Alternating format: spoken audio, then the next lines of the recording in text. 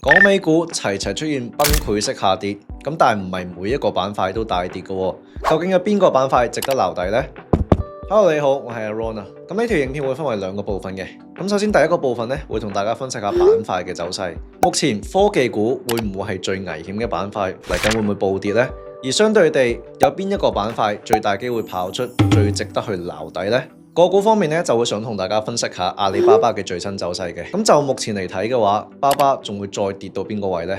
另外會分析下小米同埋騰訊嘅最新走勢嘅。所以如果你留意緊港股同美股嘅走勢發展，就記得要睇到最後，同埋要記得訂閱呢個頻道啦。另外提大家，如果仲未加入我免費群組嘅話，就記得撳影片下邊嘅連結去加入啦。當我有最新嘅分析影片或者 live 嘅時候呢，就會優先喺呢個免費群組當中去通知大家嘅。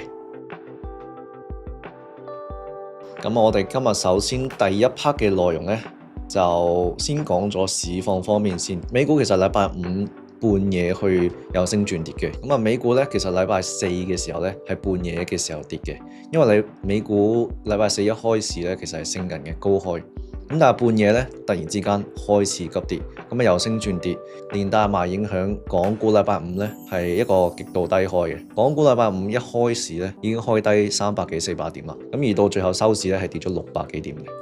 咁所以目前呢，港股其實係行緊一個比較大嘅調整市周期嘅。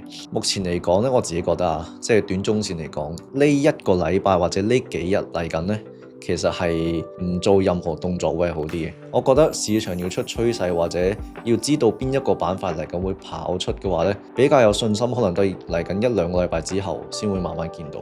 咁至於板塊方面呢，好多觀眾關心嘅就係科技股啦，因為科技股啱啱都有講過，就係2-3個月前係表現十分之好嘅，無論係半導體股、AI 相關，定抑或係啲科網股呢，其實係7月、8月、9月 keep 住不停輪住啲板塊去升嘅。咁但係即係港股嘅科技股同美股科技股有少少唔同嘅，就係港股嘅科技股呢，普遍佢哋嘅走勢係錯啲嘅。美股嘅科技股呢，你可以睇翻英偉達或者 Tesla 嗰啲，佢哋係冇咁錯嘅。例如係百度咁樣啦，咁百度或者巴巴，其實你都可以見到呢，佢早前喺8月至10月呢，係升咗大概2個月一段非常爆發性嘅升幅嘅。咁但係佢回呢，係可以講緊由140幾蚊回到100蚊嘅，跌咗接近30%嘅。騰訊亦都唔嘢少㗎，早前呢，其實都係講緊由低位400幾蚊一直升到600幾蚊，咁係升咗30幾個 percent，接近40%。咁但係佢回都可以回好多嘅，一回呢就回10幾%。咁仲有啲更加誇張嘅華虹半導體，華虹半導體已經唔係回得最多嘅一個科技股票嚟，咁但係佢都係講緊回咗接近30%。咁所以港股其實有好多科技股係好錯嘅，甚至係比美股更加錯嘅。咁所以個問題就係如果你要喺啲科技板塊上面賺大錢，真係食到個大升浪嘅話呢，咁一係你本身對嗰隻股票或者呢個板塊係極強嘅一個信念，即係佢講緊回調2成、3成、4成，你都仲係可以繼續揸住佢嘅，咁你有機會食到一個好大嘅升浪。咁但係其實好多人係唔足夠嘅呢個信念，而其實一調整20-30%，你已經嚇到走咗嘅。咁同美股唔同嘅，即係美股普遍投資者係對於 Tesla、英偉達等等信念係強好多嘅。咁所以有冇其他方法容易啲可以食到大浪，又唔使經歷呢個咁嘅調整呢？咁其實有嘅。咁取而後其次嘅就係講緊你本身捉佢個轉勢捉得夠準，咁你就可以唔使去承受佢呢啲跌幅嘅同時，你又可以去食到佢大部分嘅升幅啦。咁目前嚟講呢，巴巴又好，或者甚至成個科技板塊都好呢，我覺得距離轉勢啊，其實仲有少少時間嘅。因為你睇翻其實科指跑輸恒指好多嘅，恒指嚟講呢，一啲傳統嘅內銀內險股呢，最近呢幾個禮拜呢，雖然都有跌，但係佢嘅跌幅空間絕對係少過科技板塊好多嘅。咁而一段咁大嘅跌幅嚟講呢，通常佢收復都要少少時間嘅。咁所以我相信唔係一個咁快嘅時間咯。咁而如果你真係想投資科技板塊嘅，咁咪等可能1-2個月後，佢真係重新轉勢入翻去一個新嘅升勢嘅時候，喺嗰個轉折點再買咯。呢個就係一個方法。咁就相當於你唔需要去承受中間咁大嘅一個跌幅啦。咁但係如果你話而家呢一刻或者嚟緊呢2-3個禮拜有機會早少少跑出嘅板塊呢，我自己覺得都係內銀內險或者一啲傳統嘅股票。一啲傳統股咧，其實佢哋跌幅係冇咁嚴重嘅。例如係中國平安，雖然近2個禮拜都有跌啦，中國平安或者一啲內銀內險股，但係其實佢哋係講緊高位回調喎。佢唔係好似巴巴或者啲科技股咁樣一個調整咗2個月嘅一個狀態喎。咁所以一啲傳統股明顯地係更加抗跌，亦都係同科技股唔同嘅一個狀態。如果你講近少少嘅話呢，我覺得傳統股係有機會跑贏嘅。但係如果你講緊2-3個月後遠少少嘅嘢呢，咁我相信科技股係可以等佢往後有個轉勢咯。嚟緊呢，我會有一場全新嘅工作坊。咁呢個工作坊嘅主題同之前有少少唔同嘅。咁以前講緊4、5、6月、7月、8月、9月升市嘅時候，就會講多少少爆升股嘅嘢。咁但係近期跌市呢，咁當然嘅內容會有少少唔同嘅，就會講緊股市已經跌咗咁多，喺低位嘅時候點樣去撈一啲潛力股呢？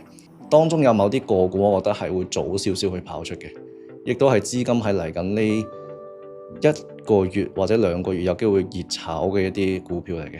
咁點樣揀到呢啲股票出嚟？我選股嘅邏輯係乜嘢呢？就會喺呢個工作坊入邊去分享多少少。咁啊，費用全面嘅，有興趣就喺留言區嗰度報名啦。咁16號嗰條影片咧就講到阿里巴巴會再跌一浪嘅，而阿里巴巴亦都係其中一個市場嘅好關注嘅一個指標啦。即係阿里巴巴跌嘅話，其實恆指都唔會好得去邊嘅。咁嗰條片有講到呢個 concept。咁啊，果不其然係1個禮拜之後嘅今個禮拜5咧，阿里巴巴就一棍跌咗7蚊啦。咁但係你話去到下級支持位未呢？咁樣我覺得就仲有少少位係仲可以落嘅。目前嚟講，下一級支持位呢係講緊9月11號同12號呢個裂口，一個極大嘅裂口。咁阿里巴巴係有機會要補翻呢一個大裂口嘅，有機會去到143蚊呢啲位嘅。咁就講緊補緊9月12號呢個裂口。咁而你要知道，巴巴係最權重嘅一隻股票啦。咁巴巴亦都係市場嘅一個精神領袖啦。咁所以巴巴如果仲有少許下跌空間嘅話咧，咁好大機會恆指都係有一個下跌空間嘅。你可以用巴巴嘅走勢嚟反推翻恆指嘅走勢啊嘛。咁如果巴巴仲有下跌空間嘅話，你咁樣反推翻去，即係話恆指都好大機會仲有一個下跌空間嘅。咁所以我覺得目前以短線嚟講咧，你無論由撈貨角度又好，定因為炒短線角度嚟睇都好咧，我覺得巴巴或者恆指咧，其實仲最起碼都仲有個短期嘅跌幅。咁當然仲會唔會持續地跌？咁呢刻未睇到，但係以短線嚟講，起碼我覺得仲有少少嘅跌幅空間未跌完嘅。咁下一隻咧就分享小米啦。咁小米咧其實睇翻禮拜5嘅表現咧，佢係逆市升嘅。禮拜5喺恆指跌緊600幾點嘅時候咧，小米係反升1% 嘅。咁啊，你可以話抗跌啦。咁但係其實你都要睇翻成個大趨勢嚟講咧，其實小米都係跌完接近40%嘅情況下，先至逆市升咗1日。咁所以你唔可以話佢重新入翻個升勢，佢呢個純粹係講緊跌完一大浪之後出現嘅一個反彈嚟嘅啫。